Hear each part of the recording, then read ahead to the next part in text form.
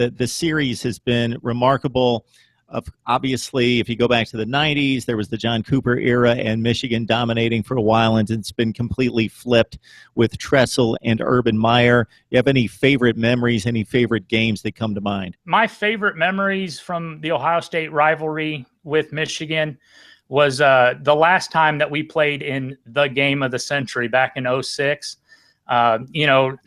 Everybody knows Bo Schembechler had just passed away the night before that game, and there's a complete level of, like I said before, a complete level of hatred between the two teams, respectful hatred. And it was really cool to see the way that both teams kind of came together for that. Said, hey, we know you lost somebody important, but now we're going to go, knock the snot out of you. And the other one I think that lays a lot on my mind was actually a couple of years ago when JT broke his ankle. I hated Devin Gardner. Most Ohio State fans did, but and he's laying on the turf there at Ohio Stadium, and Gardner is the first one out from Michigan. He's, kneeling down, tell him, hey, man, it'll be okay, that kind of stuff. Like, that's the kind of respect that comes with the hatred. And that's really one of my favorite things about this game. Yeah, and you bring up Gardner. I think it was 1 year earlier that despite having an awful season, all of a sudden, out of nowhere, he hits up the Buckeyes for like 450 yards through the air, runs around, almost makes a play with a 2-point conversion, but it gets picked off by, I believe, Tyvis Powell at the goal line to preserve the undefeated season to that point for Ohio State.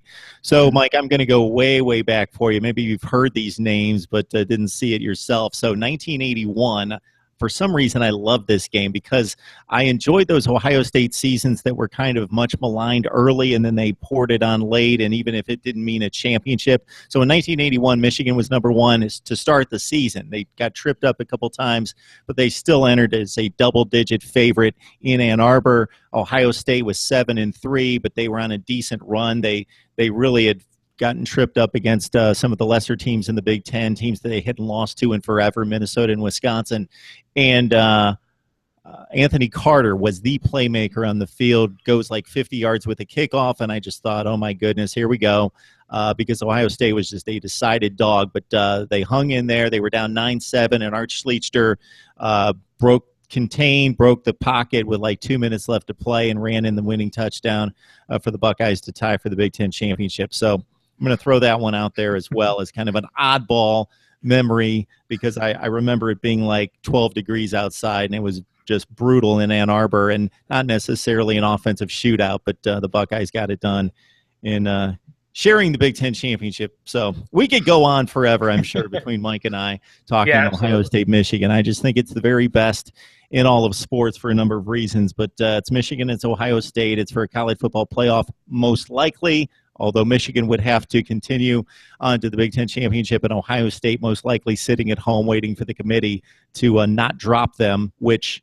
scratch your head. How do you get dropped if you're number 2 and you just beat number 3 all the way to number 5?